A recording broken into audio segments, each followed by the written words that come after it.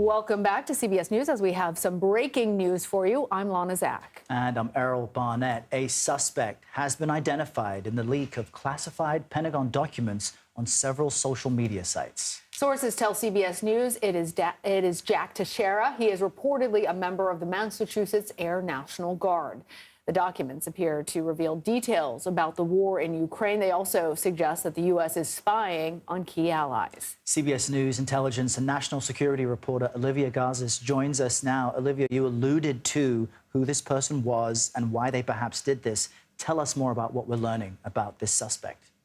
That's right. Well, Errol and Lana, just as you laid out, 3 U.S. officials are now confirming to us here at CBS News to colleagues that a suspect in this matter is Jack Teixeira, who is a member of, we believe, the intelligence arm of the Massachusetts Air National Guard. His unit, per our Pentagon team, would typically be handling intelligence collected by surveillance aircraft like Reaper and Predator drones. And according to other reports, we understand him to be a young man, possibly the administrator of this small Discord server where months ago highly classified materials began appearing before they spread to other sites.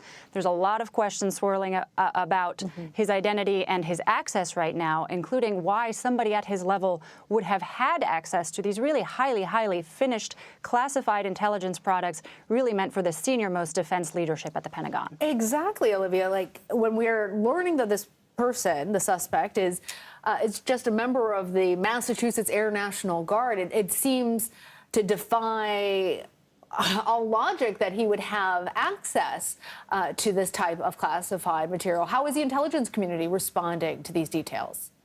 Sure. Well, this is just coming in right now, so the questions are definitely swirling. I mean, we don't know a lot yet about how he accessed the documents, right? Is it just he was able to see everything in classified systems in his own right? Was he getting anything forwarded? Was he going through trash? We don't really know the chain of custodianship about these documents. They appear to have been printed off and folded up. According to other reports that have emerged overnight and today, he was typing up some information before turning to photographs of these documents. So there are still a lot of unknowns about the access there. We do appear to understand that they were supposed to be contained to this small group of users, roughly 25, on a small channel on Discord. That user group, we've started to see some interviews come out that describe him as a relatively young man who worked on a military base, who likely had access, again, to secure facilities, secure government facilities, again, but we do not know how he was coming about specifically these highly classified documents, and I'm sure that there are plenty of government officials and lawmakers who are going to want answers to those questions. Exactly. So we know Jack Teixeira is the suspect here with the Air National Guard of Massachusetts in the intelligence realm.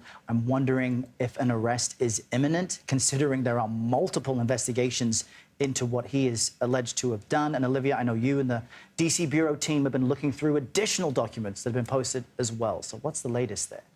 That's right. And you did hear the president this morning say that this is going to go quickly. We do know that the FBI has been leading this investigation over the past several days.